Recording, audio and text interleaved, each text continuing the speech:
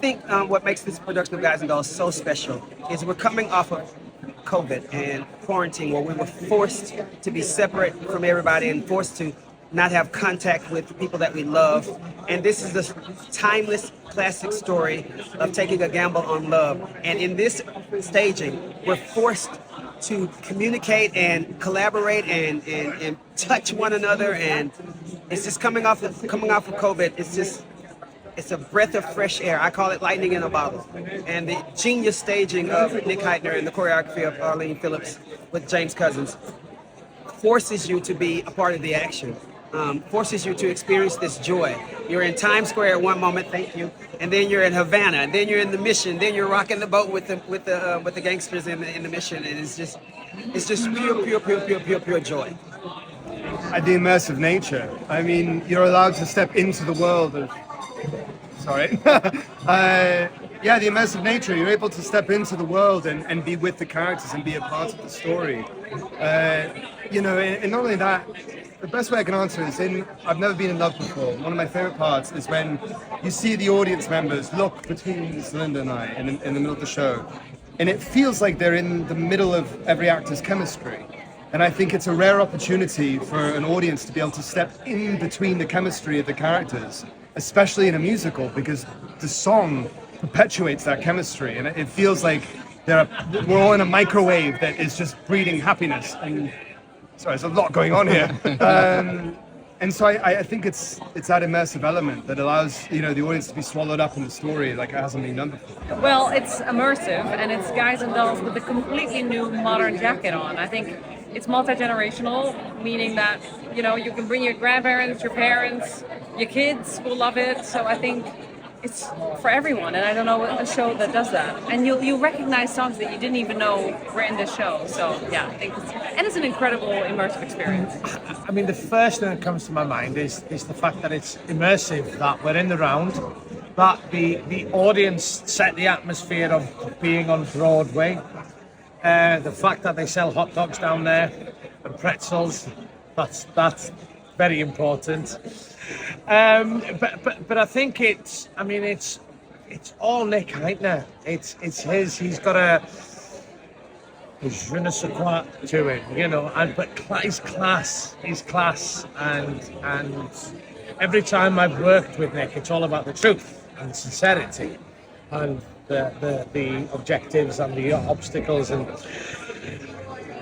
it's also fun, it's the singing, it's the talents that we've got on stage, the dancers, the singing, the acting, the orchestration, everything just kind of lands. It's like chucking a load of balls up into the air and they all land all at once. And that's what's happened here. It's just happened. It's magic. Oh my God, the show is special because we have taken something so classic, so like everyone knows it, and given it just a fresh twist. We've given it, but still staying true to what everyone loves about Guys and Dolls. But the casting and how we have kind of changed the gender politics of the show as well.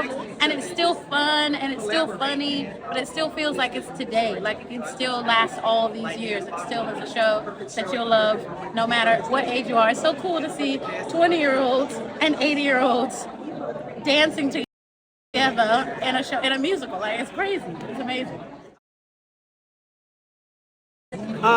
My favorite moment in the show that I'm not a part of is More I Cannot Wish You, when Arvite sings that to the Sarah Brown character. I think that's Tony O'Donnell does a masterclass in storytelling through song in that song, and I just think it's the sweetest moment of the show, a show that's filled with high intensity dances and numbers like "Sit Down, You're Rocking the Boat." When Tony delivers More I Cannot Wish You, it's masterful and it's beautiful storytelling. So. Oh, that's so hard. There's a moment with Marisha, who plays Adelaide, at the beginning of Act 2, and it's a moment that's, I feel like, quite often overlooked.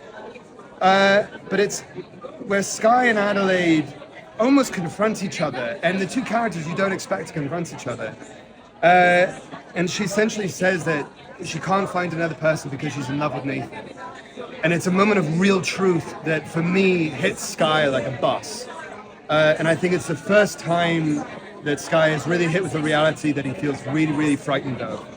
And I think it's a moment of sincerity that I love capturing with Marisha.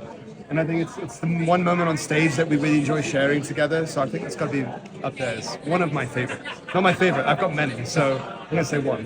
Well, I can't pick one, I think. Well, I mean, I love Marry the Man Today because it's such a powerful punch at the end of the show. But I also love If I Were a Bell. You gotta love that for Sarah. The curtain call. If it's been a successful show.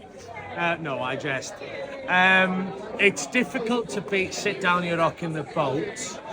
Having said that, I do also enjoy Nathan and Adelaide's scenes. It's a real difficult question because it changes every night as well. And when it comes to the songs are so catchy. I sing a different song every day, like a proper earworm. And it's a different song each day. I say all of it from beginning to end. I know it's a boring answer, I apologise, but yeah, all of it. Oh my gosh, I love Mink, obviously. That's like one of my favorite moments because I got to take that song and make it a showstopper. It was never like a song anyone was like, oh, Mink. No, now Mink is like the Beyonce number, which I always wanted it to be. So now I feel like it's like a showstopper, which I love. Yeah.